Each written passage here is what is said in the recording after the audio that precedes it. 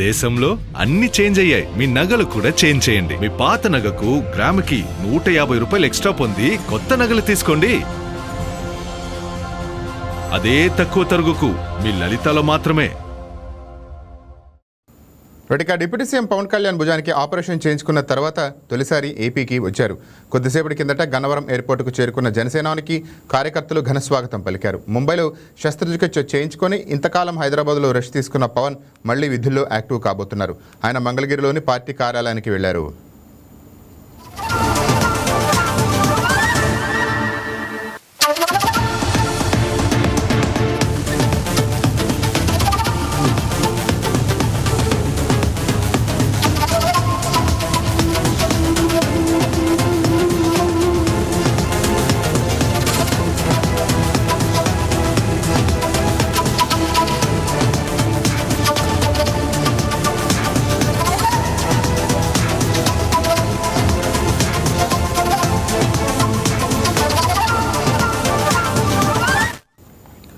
దీనిపై మరింత సమాచారం మా ఇన్పుట్ ఎడిటర్ శ్రీనివాస్ ఫోన్ ద్వారా అందిస్తారు. రైట్ శ్రీనివాస్, చెప్పండి.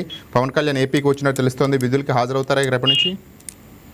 రైట్ రాజేంద్ర, కొద్దిసేపటి క్రితమే deputy CM Pawan Kalyan Gannavaram airport కు చేరుకోవడం జరిగింది.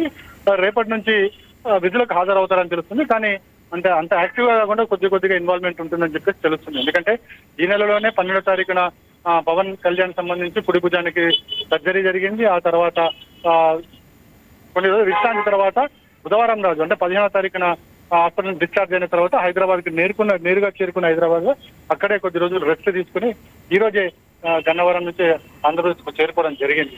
అంటే కొన్ని ముఖ్య పనులు ఉన్నాయి, అదేవిధంగా డిపార్ట్మెంట్ సంబంధించి కొన్ని నిర్ణయాలు కూడా తీసుకోవాల్సిన అవసరం ఉంది కాబట్టి పవన్ కళ్యాణ్ చేరుకోవడం జరిగింది. అయితే డాక్టర్లు సూచించిన మేరకు మరో 30 రోజులు విశ్రాంతి తీసుకోవాలి. కానీ మనం చూస్తున్నాం, ఏదైతే మన సర్జరీ జరిగిన మరుక్షణం నుంచే కూడా పవన్ కళ్యాణ్ విధులకు అదేవిధంగా ఇండైరెక్ట్ గా అధికారులతో మాట్లాడుతున్నారు.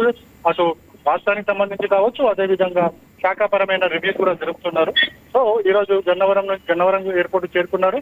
ఆయనకి అధికారులు కూడా స్వాగతం పలకడం జరిగింది. అయితే ఈ రోజు మినహా రేపటి నుంచి కూడా ఆయన విధులకు హాజరవుతారని చెప్పేసి తెలుస్తుంది. Rajendra, right, thank you Srinivas.